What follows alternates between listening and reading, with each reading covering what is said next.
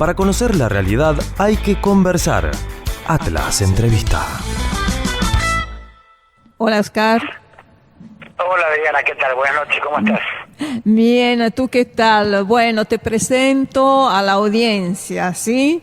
Primero te agradecemos y avisamos a la audiencia que le notificamos que estás en contacto con nosotros y que está en contacto Oscar Laborde, que es diputado del Parlasur y que nos va a hablar de UNASUR. Oscar, ¿qué pasa con UNASUR? Bueno, UNASUR propiamente es una de las creaciones más genuinas de este proceso de integración que se vivió del año 2002 o 2005 en adelante, ¿no? Ahora hay un intento fuerte de destruir en lo que a mí me parece que es la herramienta más adecuada a eso que se vivió desde el comienzo de este siglo. Macri permanentemente tuvo la intención de desmembrar la integración. Ya inmediatamente que asumió fue a la primera cumbre en Paraguay a denostar a Venezuela y terminó con la exclusión de Venezuela. Luego desarmó el Consejo Consultivo de la Sociedad Civil y así siguió permanentemente hostigando la integración. Ahora él encabeza este retiro de 6 países de la UNASUR, con muy poca autoridad los presidentes que lo hacen. Recordemos que eso se resolvió en la Cumbre de Lima que el anfitrión era Pedro Pablo Kuczynski, que tuvo que renunciar por corrupto. El otro presidente en cuestión es Temer, uno de los 6, uno de los que estuvo en el Grupo de Lima y lo que estuvo en la Cumbre de Lima y ahora se retira. Temer es un golpista. Está el presidente Cartes de Paraguay, acaba de consumarse un nuevo fraude en Paraguay y se retiran de la UNASUR después de haber estado un año ejerciendo la presidencia pro tempore Mauricio Macri. Y ahora que le toca a Bolivia, que seguramente le iba a dar un dinamismo, un trabajo intenso, se retiran, ¿no? Así que la UNASUR sufre los embates que la derecha, que se guía por lo que le recomienda Estados Unidos, está haciendo, ¿no? Ni más ni menos que eso. Y sí creo que hay que destacar que UNASUR efectivamente, como decía, fue la experiencia más interesante de estos últimos 15 años.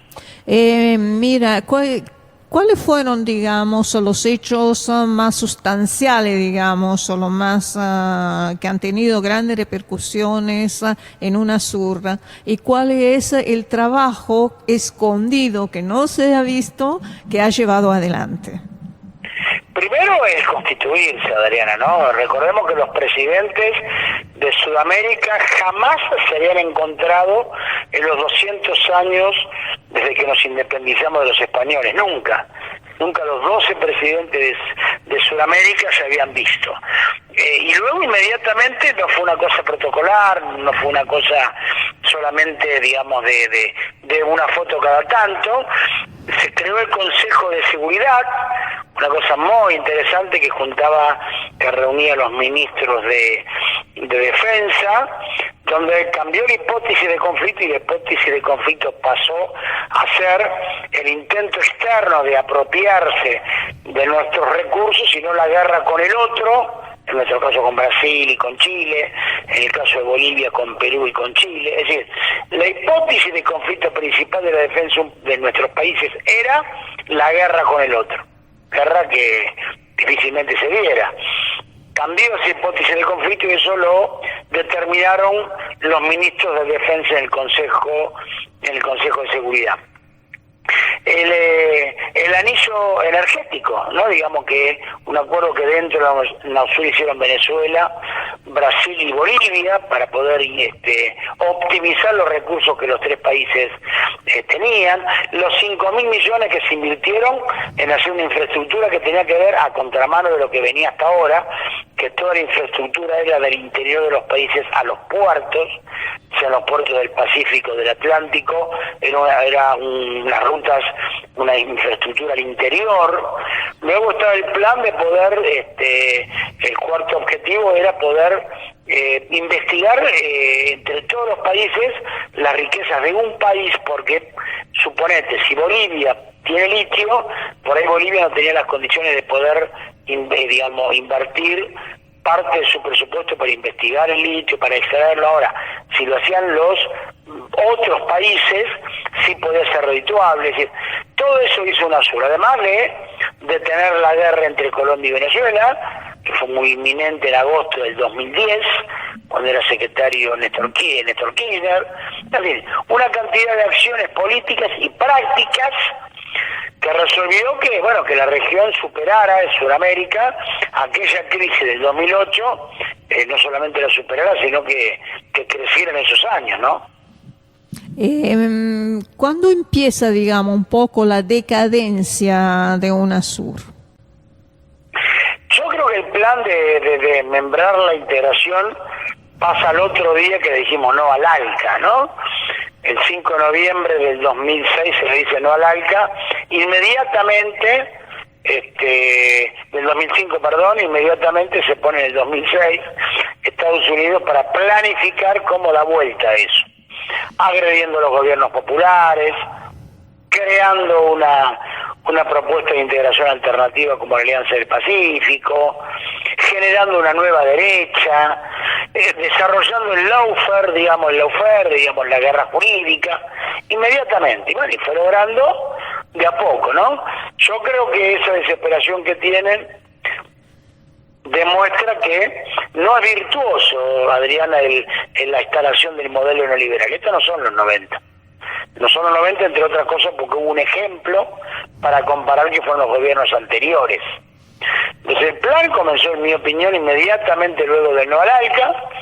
Tiene que ver con la caída de Zelaya en el 2008, tiene que ver con la caída de Lugo en el 2012, tiene que ver con los intentos de que te hablaba, del alzamiento policial en Ecuador, del intento de secesión de la medialuna boliviana. No, ellos necesitan una América Latina desunida para poder aprovecharse de esa América Latina desunida en su guerra estratégica con Chile y con Rusia. Así que inmediatamente que nosotros hicimos lo máximo que se logró políticamente, digamos, como integración, que fue decirle no al ALCA, ellos empezaron la contraofensiva. ¿Qué se prevé, qué se prospecta? La presidencia pro tempore la tiene en este momento Bolivia, o sea, ¿qué se va a poder hacer con los países que se quedaron? La propuesta que yo escuché que anunció el presidente Evo Morales, es mantener la idea de que sea una zona de paz, un gran logro que tuvo la UNASUR, y por otro lado avanzar en la ciudadanía suramericana, ¿no? Así que son las dos tareas que se autoimpuso el presidente de Bolivia, Evo Morales, en este año que va a ejercer la presidencia pro tempore. ¿Este alejamiento de los países es un alejamiento temporario, o es definitivo? No, es temporal, es decir, nosotros tenemos que, los gobiernos populares tienen que volver a instalar la UNASUR, que yo te insisto, en un momento donde todo el mundo se agrupa regionalmente, se agrupa por afinidades, se agrupa por conveniencias, nosotros nos desunimos. Así que yo veo que es un lugar en disputa, y ellos no pueden con su candidato continuar con el ajuste de Temer, lo tienen que meter preso a Lula, tienen que hacer fraude en Paraguay, como te decía. Estoy convencido que en el 2019 va a ganar una propuesta popular en la Argentina que va a volver a plantear la integración regional como destino. Y bueno, veo que no tiene que ver con la UNASUR, pero sí tiene que ver con la integración latinoamericana. En México es muy probable que gane López Obrador. Gustavo Petro, el candidato progresista de Colombia, vaya a la segunda vuelta, y yo lo veo a ellos con muchas dificultades, ¿no? Así que la UNASUR va a seguir, va a tener un traspié. Hay que también comprender que la derecha es muy brutal, muy cruel, no le importa nada cuando gobierna. Bueno, nosotros también tenemos que aprender. Cuando volvamos, digo los gobiernos populares, no digo tal o cual persona ni tal y cual movimiento, ¿no? Digamos, en este ida y vuelta que siempre tiene la lucha de clases y la lucha entre nación e imperio, volverá el pueblo y en aquel momento, bueno, tomarán la UNASUR nuevamente como una herramienta muy interesante, porque el Mercosur, Adriana, en mi opinión, es más comercial, y la CELAC, bueno, nuclea países del Caribe, de Mesoamérica, donde, bueno, de alguna forma la influencia norteamericana es mayor. Sudamérica es donde tiene más autonomía, más identidad, más historia propia como para convertirse en un polo. Así que la UNASUR más temprano que tarde va a volver a funcionar. Estos intentos atolondrados, desesperados, digamos, un poco grotescos, yo diría, van a durar poco. Bueno, entonces no vamos a recitar el Requiem para UNASUR. Mira, yo escuché tanto Requiem, Adriana, vos también, que se murió la lucha de clases, que se murió el socialismo, que se murieron las ideas, que terminó la historia. La verdad que ya no, como dice la canción de la cigarra, tantas veces fue mi propio entierro que ya no me la creo, ¿no? Entonces, tanto dijeron que se ve acabó la historia cuando cayó la Unión Soviética, tanto dijeron que la lucha de clases no tenía sentido, así que vamos a darle otra chance, no cantemos el Requiem ni mucho menos a la unidad latinoamericana, aparte es lo único que nos puede salvar. ¿Qué nos queda a nosotros? Ser socios incondicionales de un imperio que ni siquiera se molesta a su presidente a ir a la cumbre de las Américas. Tan poca consideración nos tiene el presidente del imperio, tan seguro está que vamos a obedecerlo, que ni siquiera se traslada hasta Lima para estar con los presidentes de Sudamérica. Así que nuestro destino está, a pesar que les duela a las élites vinculadas al imperio, nuestro destino está en la integración, y eso más temprano que tarde se va a dar. Así que guardemos las coronas del velorio para otra ocasión. Buenísimo. Bueno, Oscar, te agradecemos muchísimo y te deseamos una buena noche, ¿sí? Muchas gracias. Buenas noches, Adriana. Buenas noches a todos.